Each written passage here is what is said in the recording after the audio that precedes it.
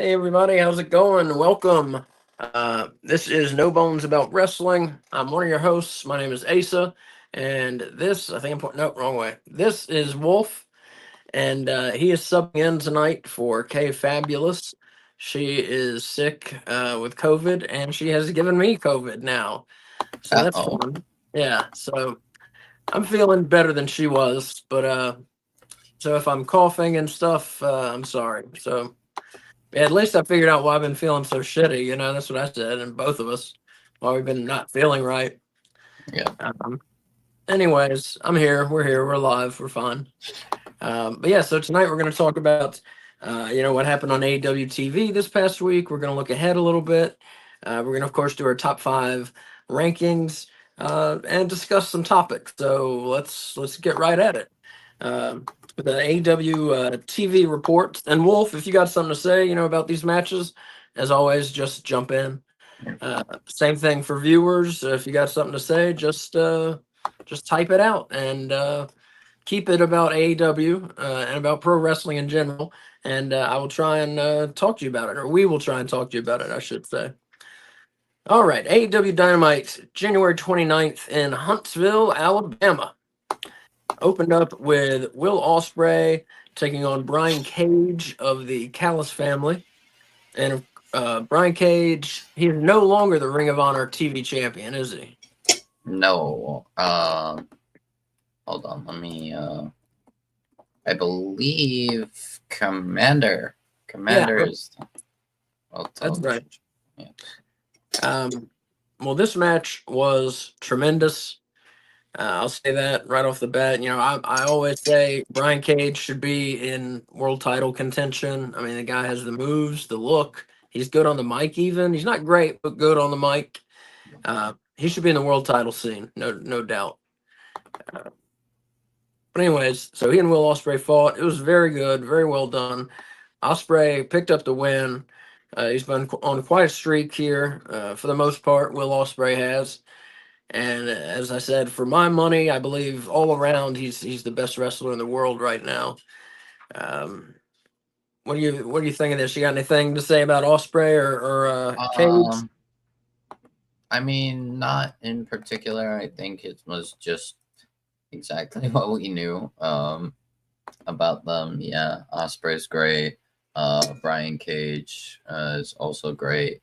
I am interested in this little storyline that they have going on with Omega and Osprey teaming up against Callis family. And we're going to talk about that a little later. That storyline Wolf just mentioned.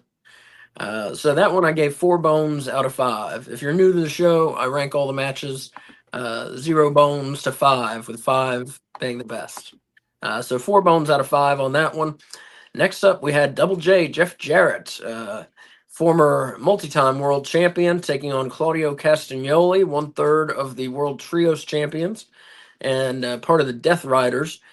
And if Jarrett won this match, he got a world title shot against John Moxley at Grand Slam Australia, right? It wasn't specified to be Grand Slam. He just would get a title shot, and people presumed it would be Grand Slam Australia. Okay, thank you. I wasn't sure. But in this one, though, people's hopes were dashed. People are kind of getting behind the Jarrett thing. Not everyone is. I'm behind it. I think it matters. It depends how much nostalgia do you have for Jeff Jarrett. Yeah. I think if you do have some, you're behind it, and if you don't have a lot of nostalgia for him, you really couldn't care. Yeah. Um, and Castagnoli won this. He pinned Jeff Jarrett after Moxley interfered, and then he hit a pedigree, did Claudio, and got the pin on Double J. This one, another 4 bones out of 5. And the Death Riders, they stay interfering in each other's matches, that's for sure. Byron, excuse me, Cutler says, I'm staying alive, staying alive. Well, welcome. What's up? Um, Up next, we had Ricochet, who's been a phenomenon since joining the company, and he took on AR Fox. who has become a jobber since he pissed off Tony Khan on that one trip. He's become the world's most talented jobber. AR Fox has, and this match was phenomenal. Both these guys, they always break out things. They seem to break out things we haven't seen before or haven't seen in a long time. Right.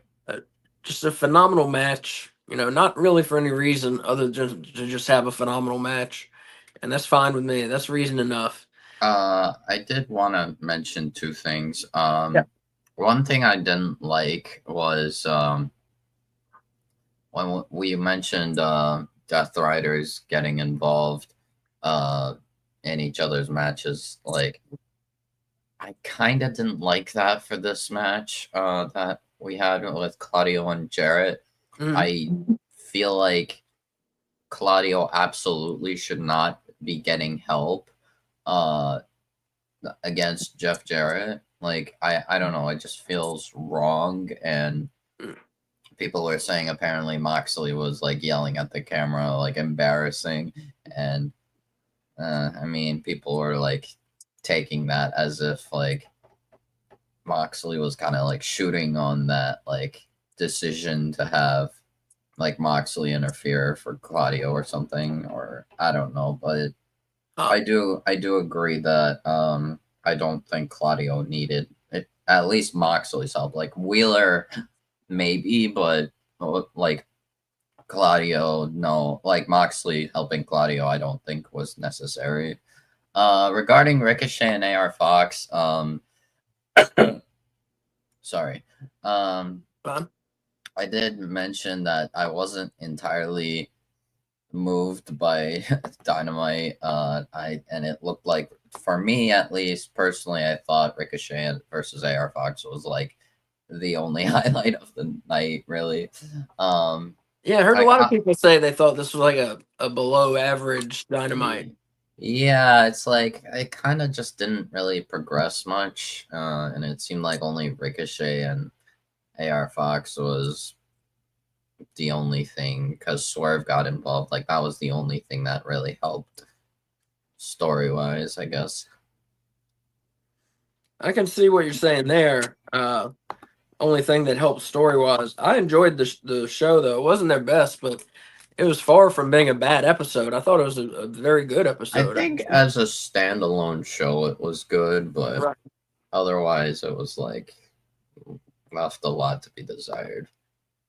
Yeah, I mean, we need to start building some feuds and getting towards Revolution, which they finally are. I think, what is that, March 9th? Something like that? March 9th? Yeah, I believe so.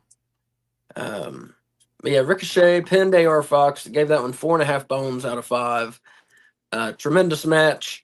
And I believe that was the match of the night for Dynamite, and I believe that is your AEW match of the week as well. I don't remember anything on Collision matching that. Yeah, that's the match of the week.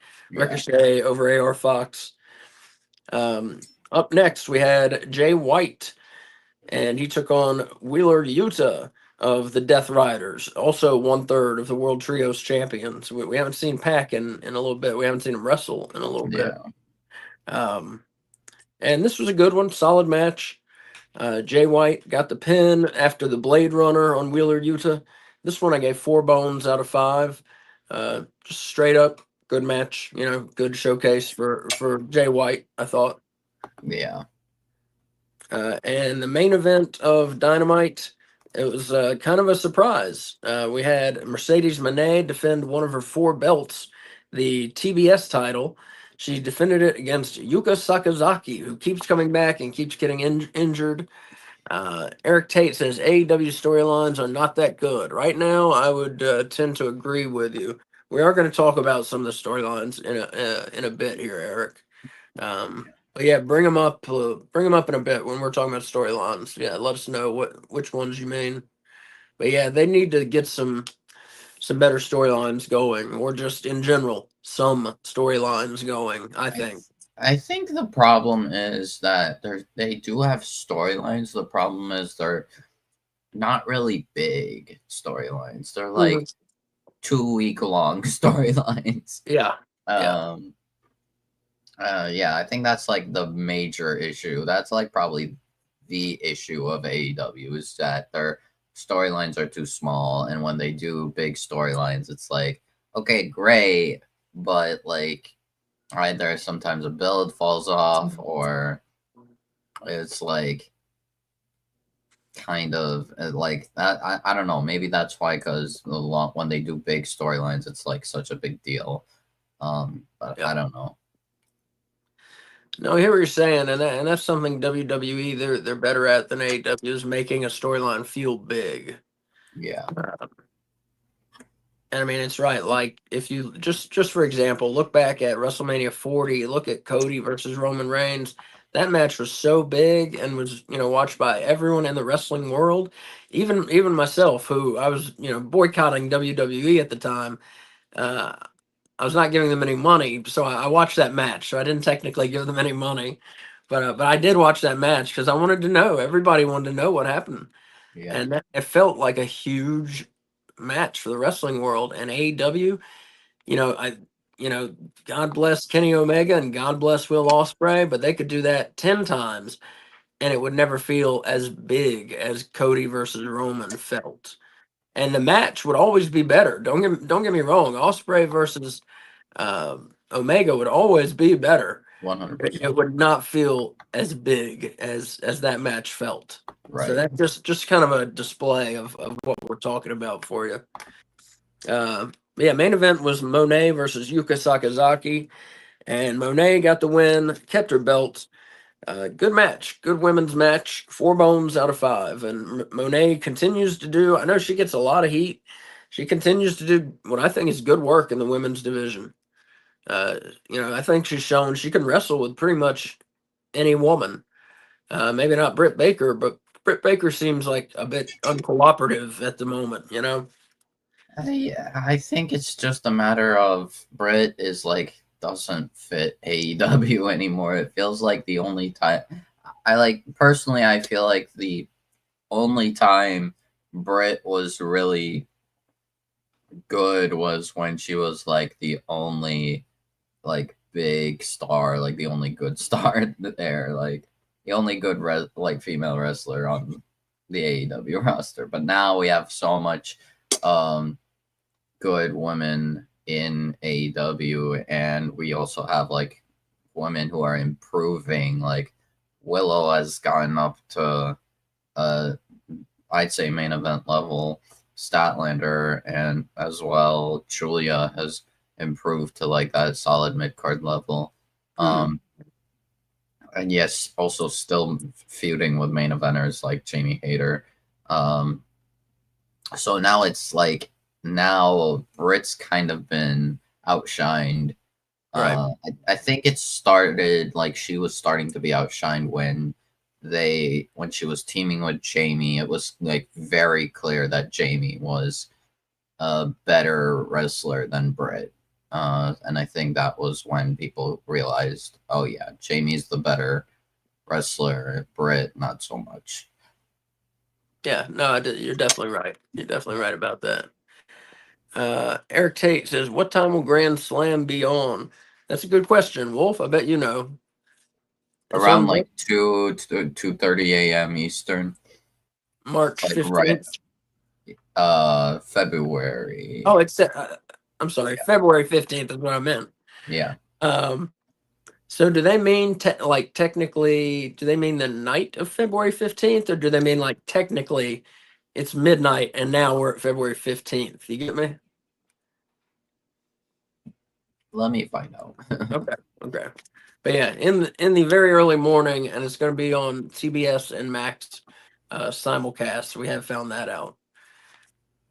And Johnny here says WWE does way more interviews and press to build up their shows. Yeah, definitely they do. AEW, they do the press conferences too, and I think those are as good as the WWE ones. Okay, But they're so it not as is like after midnight. It is like 2:30 a.m. February 15th. Uh so right after, like, it's gonna be very early morning. so wait, did you get what I mean? I mean like Yeah. February 15th saying like okay, it's the night of February 15th, including Yes. 2:30. Yeah.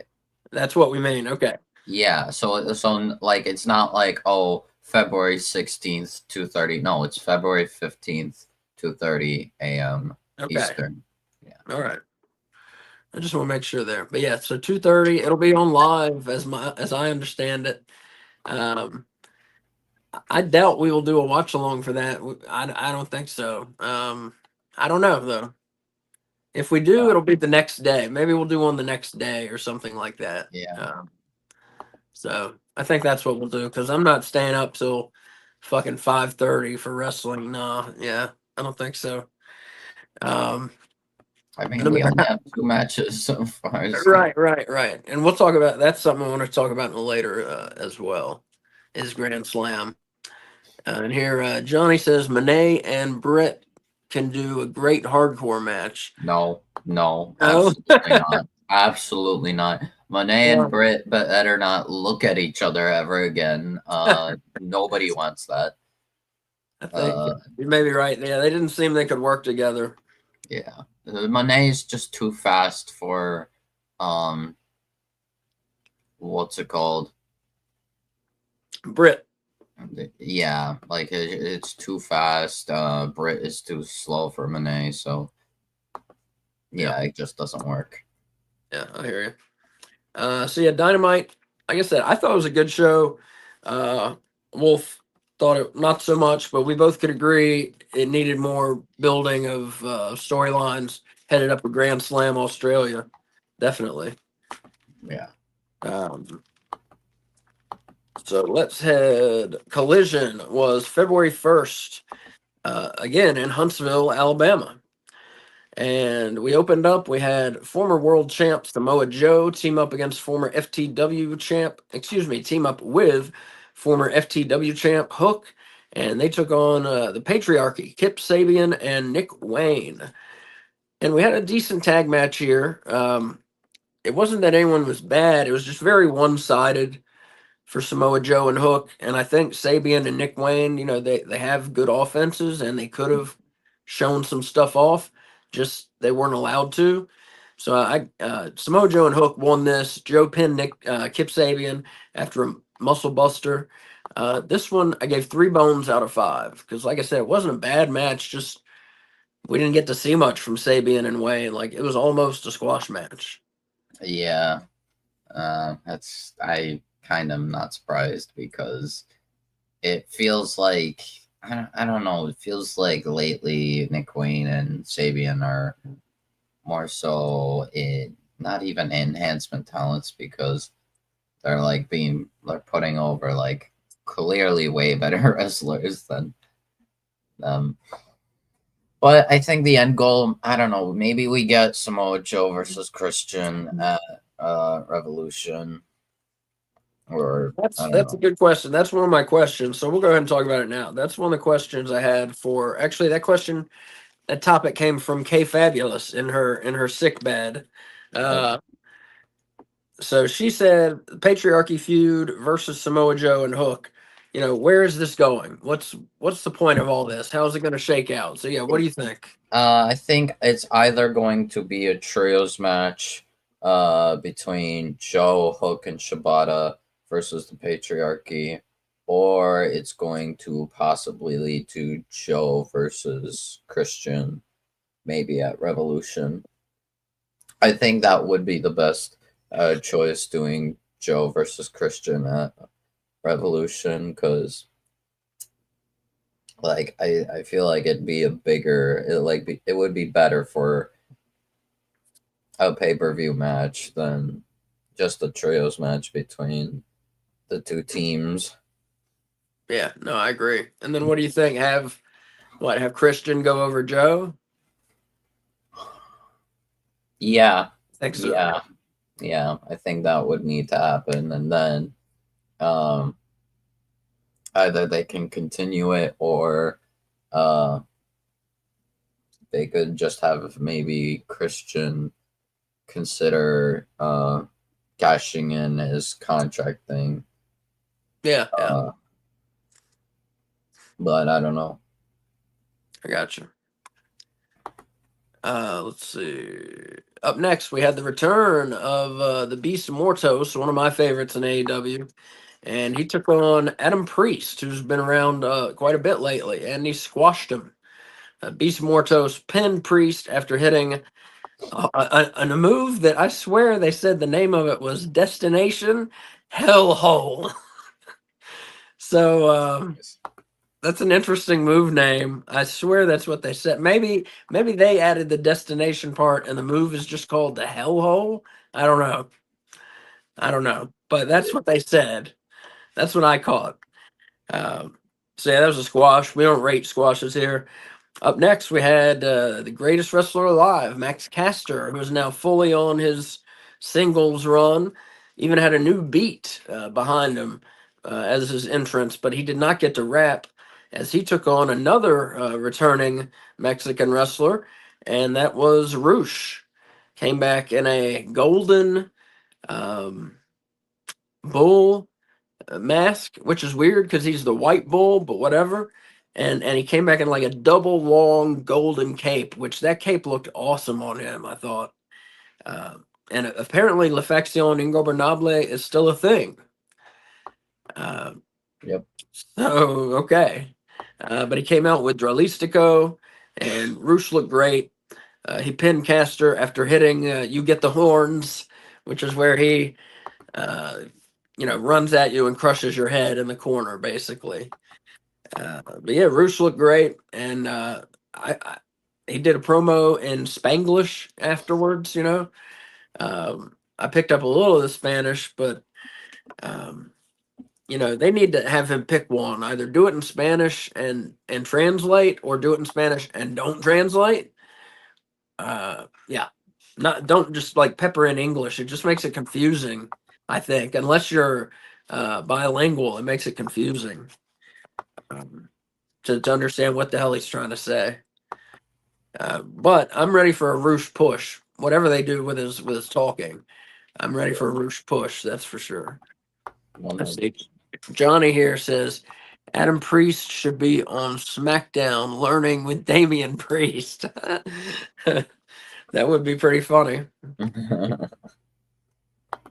Up next, we had a tag match. We had the Outrunners take on the Learning Tree, and it was Ring of Honor World Champion Chris Jericho teaming up with Brian Keith, one of his saplings. And the Learning Tree won this one.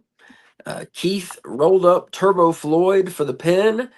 The Learning Tree pretty much got beat around most of the match by the Outrunners, who did their fun offense, their awesome gimmick with the spin ends and the VHS tape looking static, and just I love their whole shtick.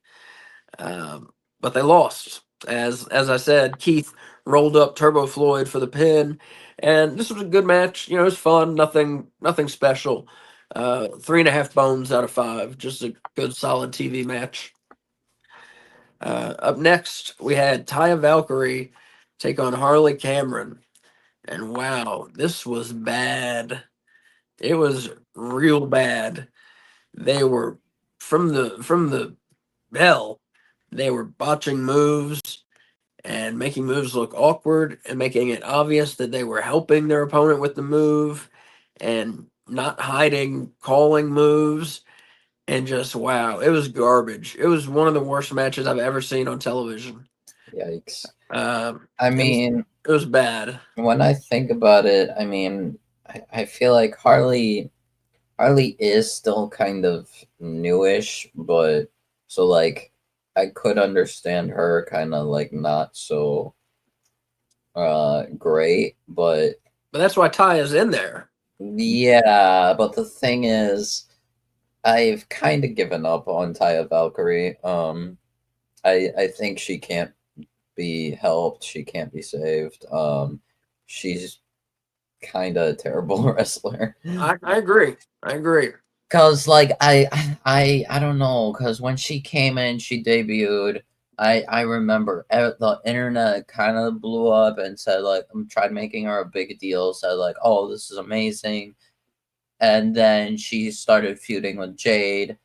It was atrocious. She was Like she's now a jobber now for good reason, I'd say. Yeah. Yeah. So I don't know. I don't know where that fell off, but Yeah, it was terrible. Just awful.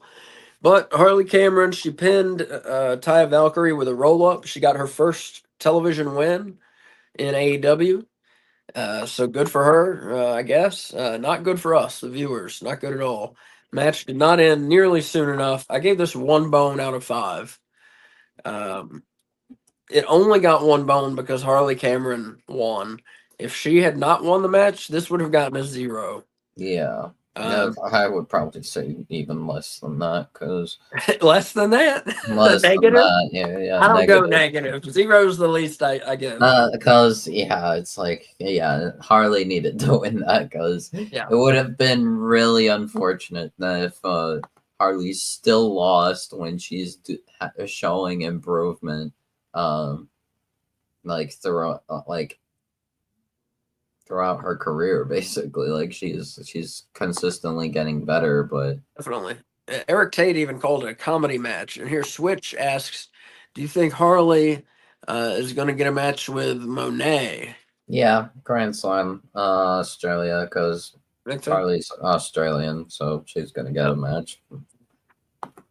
Yeah, they did that whole puppet deal where Harley had. I assume we're supposed to think Harley made the puppet herself, right? Yeah, probably. She made a puppet and acted like Mercedes Monet, which Harley showed off some impressive ventriloquist skills there. I thought Yeah, that was a funny bit. Actually, she's very funny. She's very talented. it's very funny. Yeah, I love it, but Yeah, and she's very hot. So she's got a very good mixture of things going for and she women's sung stuff. her own song, her own theme song. That's She true. sings her own theme song. Um, And here we're going to go back real quick. We were talking about the Outrunners got Yeah. the loss to the Learning Tree this week. But Johnny is asking, when should the Outrunners win the tag belts? Um, that is a good question, because I don't really know how long they intend to push Hurt Syndicate. I'll tell you my quick answer while you think. As soon as possible. Yeah, that's fair. But what do you want to say? I do agree with Switch. I think Bobby and Shelton might have them for a while. Especially since I think they could possibly run back Private Party versus Hurt Syndicate. Um, but I don't know. So yeah, I would have Outrunners beat Hurt Syndicate, but Yeah. it really depends on what they intend to do. Yeah, I mean the thing is their gimmick is so ridiculous. You could have them squash Shelton and Lashley, and Oh, they'd be fine. They'd be fine. I Just like mean, don't mention it again, and everybody could move on, and it would be fine. yeah, I don't. I mean, I definitely understand that, but like, still, I think given how long Shelton and Bobby have like been wrestling, for how much they've had this, um, it'll feel wrong for them to get squashed like at all. I get Like, I get what you're especially saying. Shelton, like after 20 years of like not really getting at a high level, I feel like you need to have Shelton kind of be presented in a right way. So We'll call it whatever you want. A surprise. Let's call it a surprise. yeah, A for surprise 2 minute long match, not a squash. Then a shocking victory. yeah. But yeah, the Outrunners, they're selling a ton of merchandise. People love them. They routinely get one of the biggest pops of the night. Give them the belts and let's see what they can do with them. And maybe do a feud with the Hurt Syndicate. That'd be fine. And have the Hurt Syndicate end up with the belts again. I'd be fine with that. But the Outrunners need to be rewarded for the good work that they've done, for the great work that they've done, and give them the tag belts. Yeah, and then we'll figure it out from there. But reward them and like I said, and then figure it out after. That's my feeling on it. But yeah, I can hear you not wanting Lashley and Benjamin to get squashed. Like I said, we can find some medium. Yeah, Like I said, just do what we call a shocking win, and then we right. can have a feud, and the Hurt You could just Syndicate have get the them belts like back. get a roll up win, like just do a Yeah, normal like I'd say like 15-20 minute match. no. I think they could do it. I mean, I'd be fine with that. I just think, like I said, do it with the excitement of the Outrunners, and that place would Right, give such a huge pop. And right. then you got Bobby and Shelton come, and they'll win them back. Like I said, 2 weeks. We could do it right now. Have the Outrunners win them 2-3 weeks from now. Bobby and Shelton win them back. You know, and Yeah, they'd look fine. They wouldn't look the worse for the wear because the Outrunners they kick everybody's ass for the most part, unless there's cheating involved. right. So. But we'll see. We'll see where everyone shakes out in our team rankings later to come in the show. Trademark. No bones about wrestling. Um, okay, so we had a couple more matches left on Collision. We had several matches on Collision. 1, 2, 3, 4, 5, 6, 7, 8, 9 matches. I like that. Two of them were squashes though, so Yeah, and one of them was that terrible women's match. So maybe quality over quantity we should go for. But yeah. but AEW has such a good roster, they could have put on 9 good matches if they wanted to. Sure. So up next, we had a TNT title triple threat match. We had Daniel Garcia accompanied by Daddy Magic, and he was defending the belt against Kyle O'Reilly and against Ring of Honor Pure Champion Lee Moriarty. The Pure title was not on the line here, and Moriarty accompanied by Shane Taylor. And this was an interesting triple threat match. They tried to do some new things with the triple threat match. They tried some like double holds, triple holds. Right. It all just most of it ended up looking kind of silly to me. I'm not a big fan of triple threat matches. I say that probably every time we see one. They tried here to make it something different, so I appreciate that. But still, wrestling is meant for one on one. It's meant for one opponent in there with another opponent, or tag if you're 2-on-2. That's fine. It's meant for the same number of opponents. One versus one versus one. It just always someone is left out, and it just makes it weird. Or the whole match is double team moves with different wrestlers just randomly teaming with other wrestlers to do the double team moves, which just gets confusing when the guy you're cheering for is doing a move with the guy you hate against the guy you maybe don't care about. You know what I'm saying? 100%. It just throws everything around, and it doesn't concentrate on what you should concentrate on. Good guy versus bad guy, they don't like each other and they're gonna fight. So throwing anything else in the mixture, you're usually fucking up. But this was a decent one. My laundry's done. Daniel Garcia beat Lee Moriarty with a roll up pin. Uh, Good match, good TV match. 3.5 bones out of 5. I enjoyed it for the most part, but like I said, all that triple threat stuff got in the way. Eric says, I think AEW needs to be 3 hours for their pay per views. Yeah, they already are over. Oh, I guess you mean bring it down. Yeah, Yeah. maybe. Because usually they're like 4 hours and shit. Yeah. Yeah. This last one was a little shorter. It was 3 hours, wasn't it? Last one was World's End. Yeah. Maybe. 3:15, something like that. Something like that. Maybe. Uh, yeah, probably. I don't So I know. agree. 3 hours is about the longest a wrestling show needs to go. Right. Now I was fine with paying the money for the pay-per-views and getting 4 hours. That's fine Right. with me. Yeah. Uh, and again, their pay-per-views would put on quality for 4 hours. Yeah.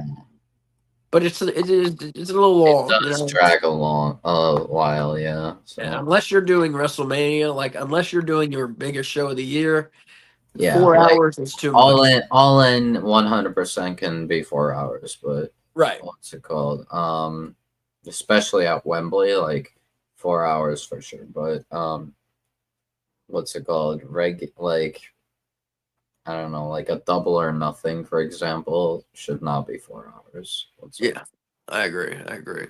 All right, two matches left on Collision here. We had Megan Bain making her debut, wasn't it? Yes. So where did she come from? I know I've heard the Uh, name, but that's all. so at first she was on like Dark and Elevation back when that was a thing. That's where I know she's And from. then Okay. she was largely like on Stardom. I think she was mostly on Stardom and that New Japan side of wrestling. So, but she seems to be a big deal. I'm gonna wait it out because one, she's a powerhouse, and two, she's uh, from Stardom and supposedly a big deal. And the last person that was presented as this huge deal from Stardom, well, actually, two people before that, because the last person was Mariah May, and she's Right. a women's world champion. But the two people before that was Taya Valkyrie, and yeah. Yeah. So, and the thing is with Tony Khan not really booking big, not really having the best record with big people. I'm worried that so I'm gonna have to wait and see. But yes, Megan Bain is officially all elite and now staying in AEW. So And what I saw of her, I was good. She took on an enhancement talent, Hyena Hera, which I'm sure is not her full time name. I'm guessing is not her full time name. And she pinned Hera after it was some sort of slam.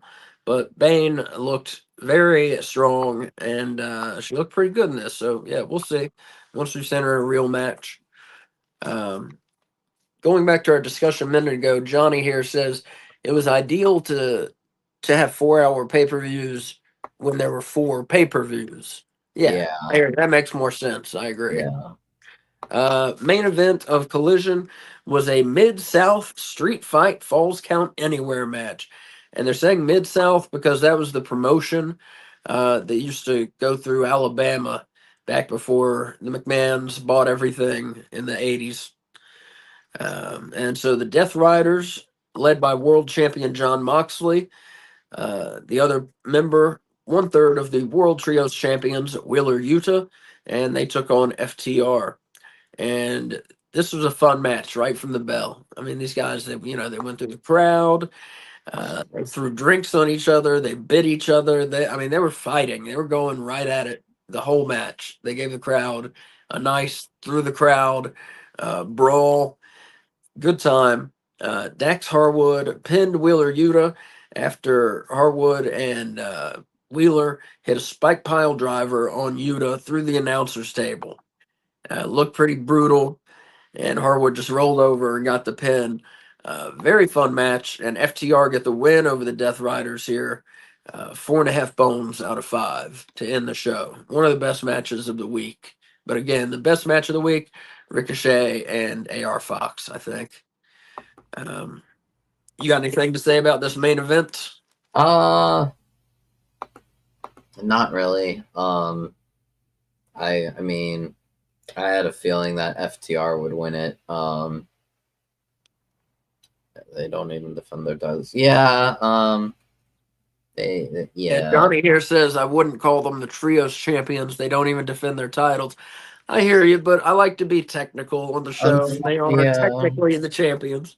The trios champions. I'm sorry. I'm gonna say it right now. The trios championships kind of have not been relevant since House of Black held them.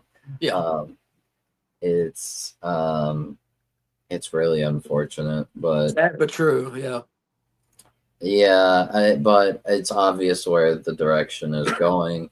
Uh, Copeland already challenged Moxley for the world title for Revolution, and I'm guessing Moxley will retain, and then probably around Dynasty we'll have rated FTR versus the Death Riders, which I presume rated FTR will win them there. And here, while we're talking about that, excuse me.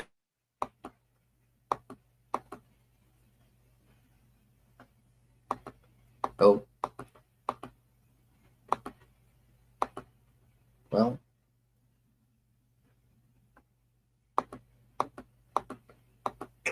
what a lovely day. Sorry about that coughing fit. Yeah. All right. We're talking about John Moxley and the world title and Cope, or Adam Copeland, as we might call him. So here's the thing, and I've been pointing this out for weeks, but Adam Copeland pointed it out on Collision, and he said, does it make any sense for now we have this new audience in the Max streamers? Does it make any sense to be hiding the AEW World Title in this case as John Moxley is? What do you think about that, Wolf? Copeland's right. Absolutely not. Yeah, It is time, I think, to show the belt.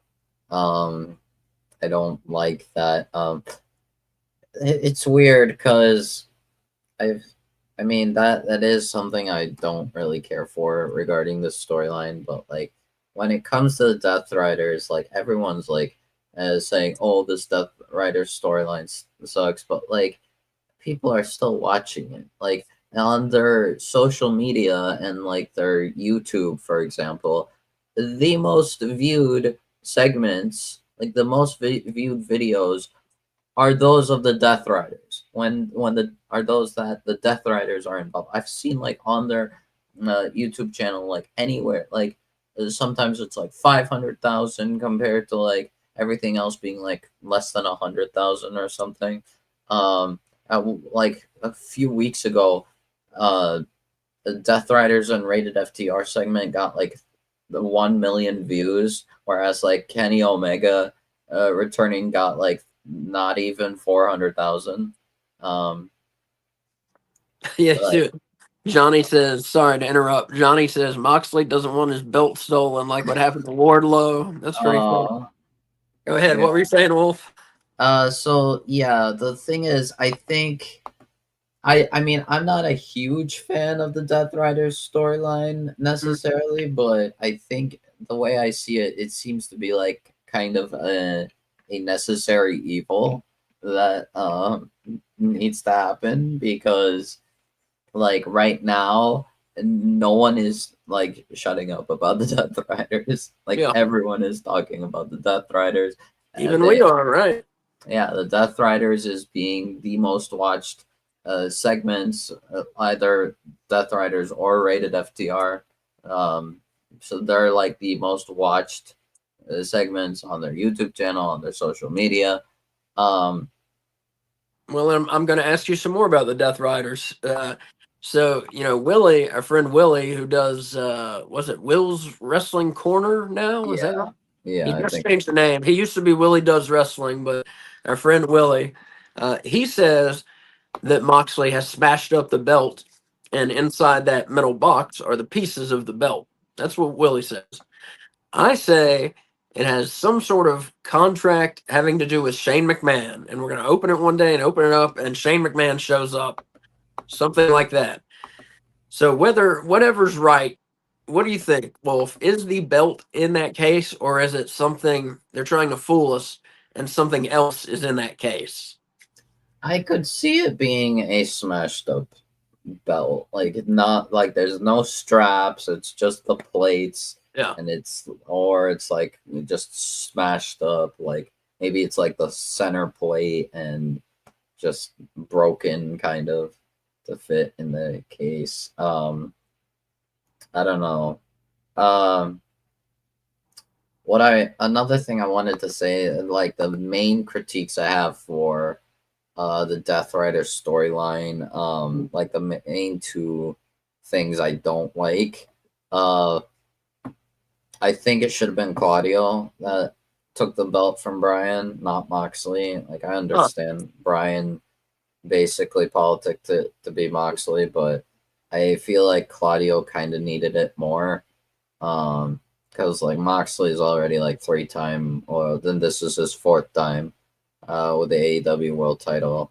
I feel like Claudio could have used the World Title reign much better. Second, Wheeler should not have been a heel. Should not have been.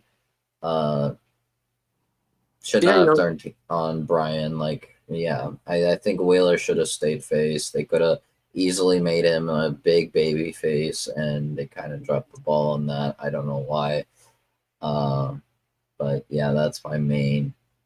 Yeah, I think you're probably right there. I like him as a heel, but I think you're right. I think he would probably have more opportunity as a babyface. Right. Yeah. And well, you mentioned Bryan Danielson, so I'm going to take this opportunity. Let's do the T-shirt check for the week. So I've got Bryan Danielson, American Dragon. Oh, that's so cool. Isn't that sweet? That is such a cool shirt. Whoa. I got that one from the All Elite crate. So you have to get the All Elite crate to get that shirt. Oh, all right. Oh, wow. That's Sound like a dick, but and yeah. Wolf has. I just grabbed my Yeet shirt from my bed. Yeah. Well, yeah, I always like to do the T-shirt check, see what people are wearing, see what wrestling merch people are wearing. All right, now Eric Tate here asks, do you think AEW is making another world title? He says a new world title. Does he mean, Eric, do you mean like a new physical belt, or do you mean like a second world title? So we'll get some clarification and come back to that, okay? Yeah, part of me thinks he might be saying like a new design. Yeah, I'm not sure. We'll get him to clarify and we'll answer. Okay, let's talk some. Okay, he says a new World Heavyweight Championship. Well, that doesn't help, Eric. I mean, like a new design or a second one. I think he means a new title. Two world titles, right? Maybe, yeah. Johnny says AEW should make a spinning version of the AEW title. No, they shouldn't. No, absolutely not. Eric, either way, if your question is a new design or a second world title, I say no. I love the way the AEW belt looks. Yeah. And they don't need a second one. That's my thought. I think it looks fantastic. Hey, what's up, Will? Welcome from the UK. All right, so I want to talk for a minute about AEW Grand Slam Australia.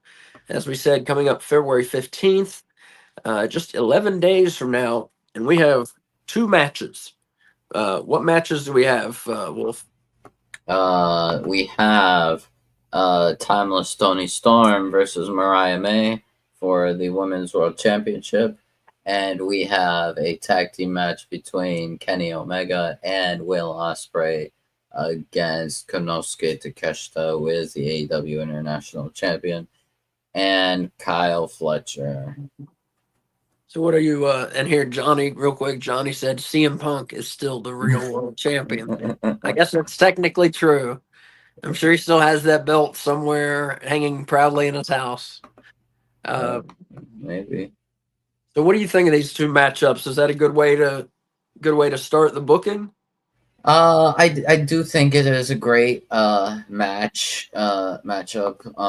It was kind of expected for Mariah versus Tony again. And I do think Omega Ospreay versus Takeshita and Fletcher, that's like incredible. Like that sounds amazing. Yeah, that is probably an amazing match. Honestly, they can also like keep going and do something really interesting, I think, for Revolution, because in my opinion, if I were up to me, I would have Don Callis family. I would have Takeshita and Fletcher win. I would have Fletcher pin Omega. And then you do Omega Fletcher at Revolution. Okay.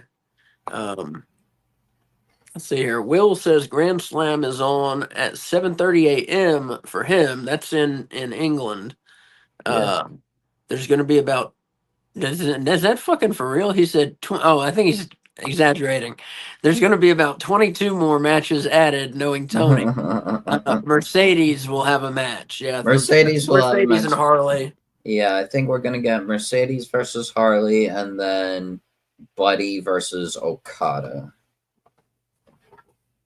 Yeah, they were set. Because they've been like teasing Buddy versus Okada, so I think But all the Aussies and the New Zealanders and what Jay White versus he's got to fight somebody, right? I don't know if they'll put Jay White. Honestly, like maybe they do Jay White versus Moxley, but I don't know. I really can't tell. Yeah, I'm not sure what they would do with him right now. But yeah, so it airs at 7:30 a.m. for Will. So that's good for him. He can actually watch it. We were just talking a bit ago, Will, that it airs for 2:30. Excuse me, airs for us at 2:30 in the morning. So we won't be doing a watch along, except I think maybe the next day, like that afternoon, we'll do a watch along. We'll talk about it. We'll figure something out.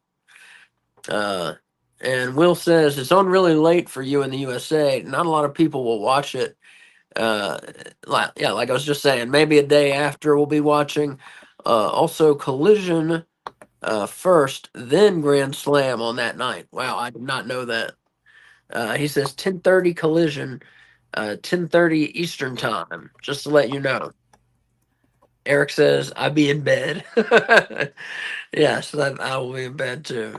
We may check out that Collision, yeah, but I will be in bed before Grand Slam starts. But we'll figure out something about a watch along. We'll figure something out. We'll do something for it.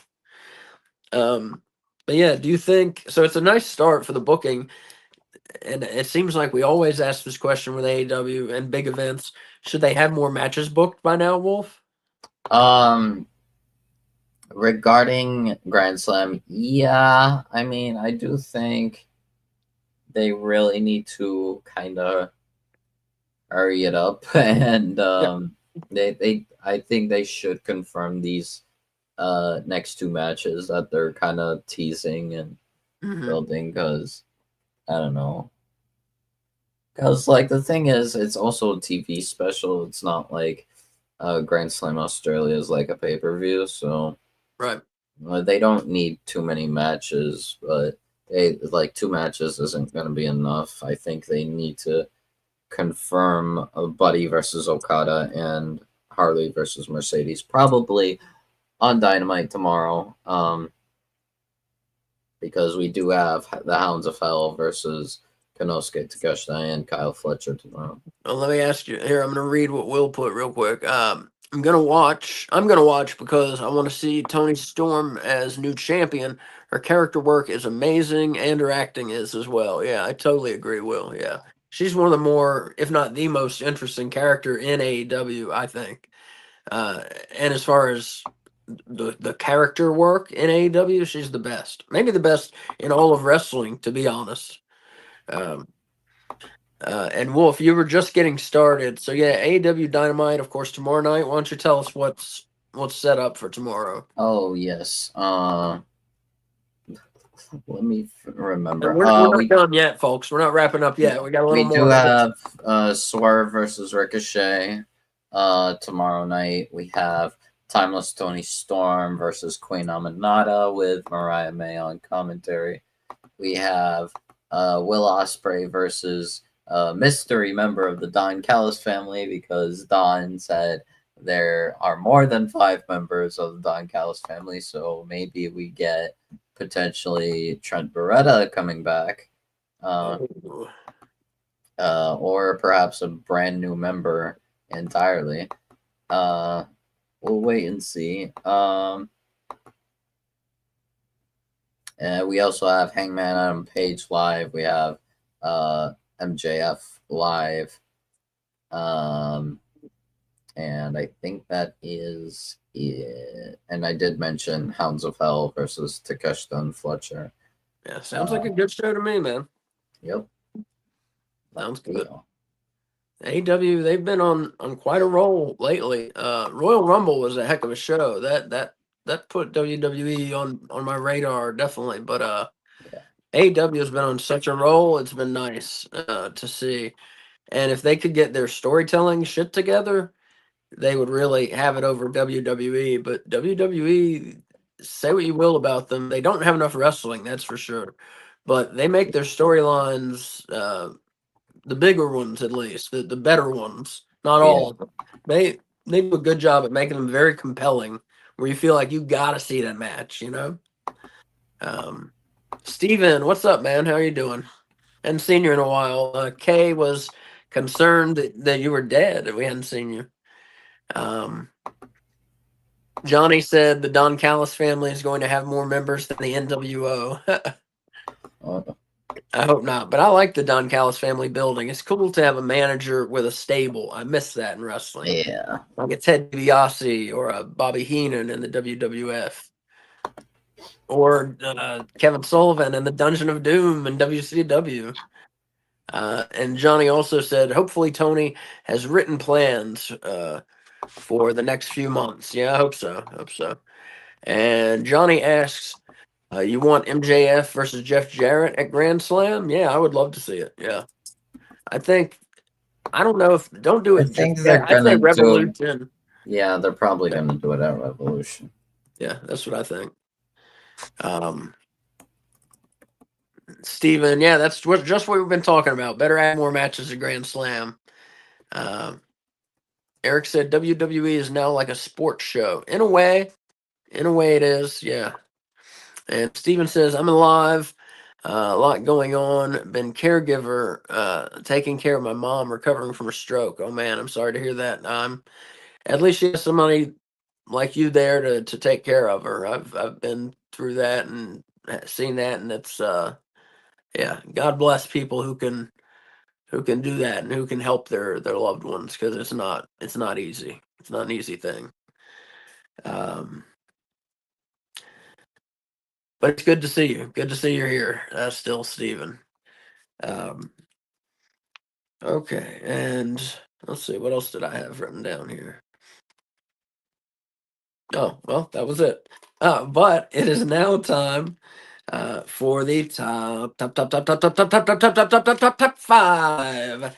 Your AEW top five rankings. Each week we sweat, we slave, we use secret formula, secret herbs and spices. We bleed into the formula. We bleed all over the paper. We get many paper cuts. And eventually we come out with a consensus top five men, top five women, and top five teams. So here we're going to start ladies first. We're going to start with the women. Number five this week, the debuting Megan Bain. She got a win over, what was her name? Hyena Hera. Number four, picked up her first television win this week over, what's her name? Over Taya Valkyrie, and that's Harley Cameron. Yep. Number three, the woman with 4 belts, who looks like she's going to defend the TBS title against Harley at Grand Slam, and that is TBS champion Mercedes Moné at number 3. And all three of those women, 5, 4, and 3, were not ranked last week. Number 2 was ranked last week, and she is still number 2 this week, and that is Timeless Tony Storm, who's getting a world title shot. Do we have an official? Is it official for Revolution or? Oh, I'm sorry, it's official It's Grand for Slam. Grand Slam. My bad. It is official for them. And of course, number 1, she has been there for months. Mariah May, your women's world champion. So number 1, Mariah May. Number 2, Tony Storm. Number 3, Mercedes Moné. That's a strong top 3. Number 4, Harley Cameron. And number 5, Megan Bain on there in her first week in AEW. So for the teams now, number 5 falling all the way from number 1 down to number 5 this week, the Hurt Syndicate, the AEW World Tag Team Champions. Not that they did anything wrong, they didn't have a match. It's as simple as that. Yeah. Number 4 this week, Samoa Joe and Hook. Of course, they got that tag team win. Number 3, the Learning Tree, Chris Jericho and Brian Keith, as they picked up the win over the Outsiders. You might consider that an upset win. Number 2 this week, the Death Riders, who lost, but it was in that Awesome tag team Falls Count Anywhere main event. That's John Moxley and Wheeler Yuta, second place. And number one this week, FTR, the North Carolina boys, who got the win in that Falls Count Anywhere match. So teams 1 through 4 were not ranked at all last week. And as I said, number 5, the Hurt Syndicate, they were number 1. So this week, again, that's number 1, FTR, number 2, Death Riders, number 3, The Learning Tree, number 4, Samoa Joe and Hook, number 5, The Hurt Syndicate.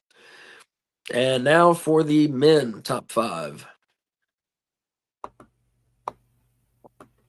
Number 5 this week, a member of the Death Riders. They're all over the place, and he got the win over Jeff Jarrett on Dynamite, and that is Claudio Castagnoli. Got the win to squash Jarrett's dreams.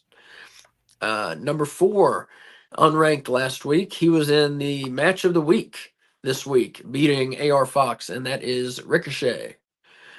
Number 3 this week, he defended his TNT title in a triple threat against Lee Moriarty and Kyle O'Reilly, and that is Daniel Garcia, TNT champion. Number 2, got the big win against Brian Cage in a very good match. Again, for my money, the best wrestler in the world all around right now, and that is Will Ospreay. Yep. And number 1, he has been there for months, and that is John Moxley, the world champion of the Death Riders. So real quick, the men, number 1, John Moxley.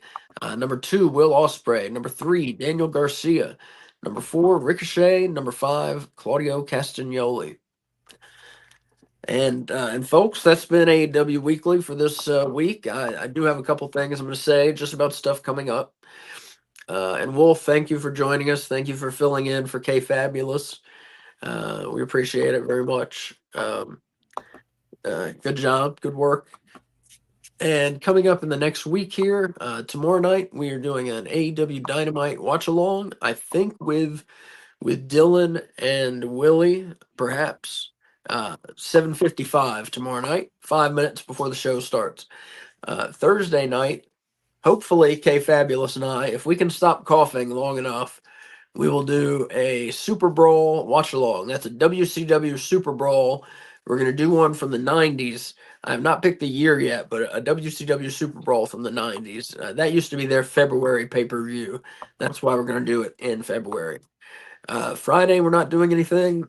Saturday, I don't think we're doing anything, but we'll see. I'll talk to you about that later, Wolf. Yep.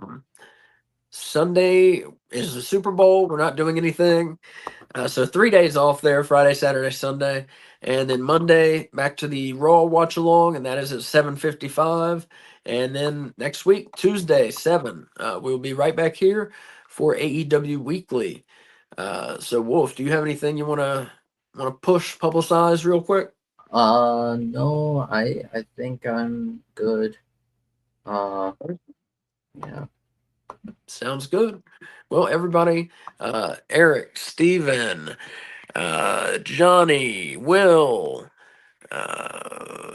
Area Switch, everyone who I haven't mentioned yet. Thank you for talking to us. Byron, thank you for talking to us. We always appreciate it. I love hearing your opinions. I love getting questions that I hadn't thought of. Keep it up. And yeah, we always enjoy interacting with you guys. And hopefully we will see you tomorrow night for our AEW Dynamite watch along. 7:55, same bat time. Well, it's not the same time. 7:55, same bat place. Use your turn signals, people. And have a great night. And thank you for watching. Bye.